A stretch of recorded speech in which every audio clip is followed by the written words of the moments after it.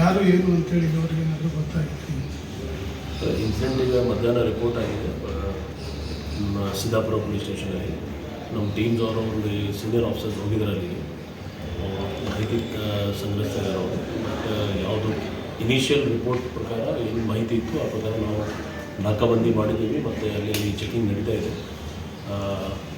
ಇಲ್ಲಿವರೆಗೆ ಮಾಹಿತಿ ಪ್ರಕಾರ HDFC ಬ್ಯಾಂಕಿಂದ ಇನ್ನೊಂದು ಬ್ಯಾಂಕ್ಗೆ ಕ್ಯಾಶ್ ಮೂವ್ ಮಾಡ್ತಿದ್ರು. ಆ ಟೈಮಲ್ಲಿ ಇದು ಇವರು ಕೊಟ್ಟಿದ್ದು ಅವ್ರ ಕಡೆ ಕ್ಯಾಶ್ ವ್ಯಾನಿಂದ ಶಿಫ್ಟ್ ಮಾಡಿ ಬೇರೆ ಬೇರೆ ಗಾಡಿಗೆ ತೊಗೊಂಡು ಹೋಗಿದೆ ಅಂತ ಮಾಹಿತಿ ಬಂದಿದೆ.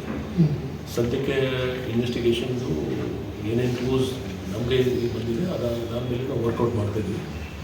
ನೋಡಬೇಕು, ಈಗ ಟೀಮ್ಸ್ ಎಲ್ಲ ಕಳೀತಾರೆ. ಸರ್, ಈಗ ಪರಿಶೀಲನೆ ಮಾಡಿ ನೋಡಿದಂಥ ಸಂದರ್ಭದಲ್ಲಿ ಎಷ್ಟು ಜನ ಬಂದಿದ್ರಂತೆ ಏನು? ನಾನೀಗ ಹೇಳಿದ್ರೆ ನಮ್ಮ senior officers, joint commissioner crime, investor ಎಲ್ಲ ಅಲ್ಲೇ ಇದ್ದಾರೆ. ಯಾಕೆಂದರೆ ಇನಿಷಿಯಲಿ ಆ ಡ್ರೈವರ್ ಅವರು ಕೆಲವು ಸ್ಟೇಟ್ಮೆಂಟ್ ಬೇರೆ ಟೈಪ್ ಕೊಟ್ಟು ಮತ್ತು ಬೇರೆ ಕೊಡ್ತಾಯಿದ್ರು ಅವರು.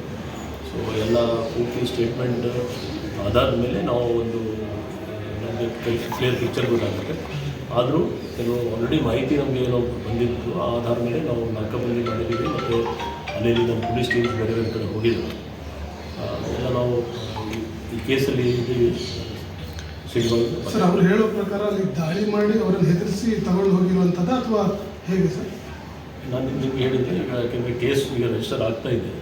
ಸೊ ಕಂಪ್ಲೇನೆಂಟ್ ಅವರು ಕರೆಕ್ಟಾಗಿ ಈಗ ಮಾಹಿತಿ ಇನಿಷಿಯಲಿ ಬೇರೆ ಕೊಟ್ಟು ಈಗ ಬೇರೆ ಕೊಡ್ತಾ ಇದ್ದಾರೆ.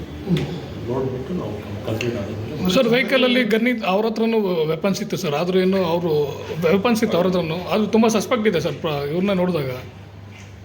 ಈಗ ನಾವು ಏನು ಹೇಳಲಿಕ್ಕೆ ಪ್ರಶ್ನೆ ಇಲ್ಲ. 7 ಕೋಟಿ ಹೋಗಿದೆ, ಅದು ನಿಜ ಕಾಣ್ತದೆ. ಅದು ಹೇಗೆ ಹೋಯಿತು, ಏನು ಹೋಯಿತು, ಅದರ ಬಗ್ಗೆ ಯಾರ ಹಿಂದೆ ಇದೆ ಅಂತ ಗೊತ್ತಿಲ್ಲ ಸರ್. ಅದರಲ್ಲಿ ಇದ್ದಿದ್ದು 7 ಕೋಟಿ ಅಂತ ಹೇಳಿರೋದು 7 ಕೋಟಿ ಇನಿಷಿಯಲ್ ರಿಪೋರ್ಟ್ ಪ್ರಕಾರ ಬಂದಿದೆ. ಎಕ್ಸಾಕ್ಟ್ ಅಮೌಂಟ್ ಕೂಡ ನಮಗೆ ಲಿಖಿತವಾಗಿ ಅವ್ರಿಗೆ ಕೊಟ್ಟಿಲ್ಲ. ಯಾಕೆಂದರೆ ಅವ್ರ ಟೀಮ್ ಅವರು ನಮಗೆ ಇನ್ಫಾರ್ಮ್ ಮಾಡಿದ್ರು ಲೇಟ್ ಆಗಿದೆ.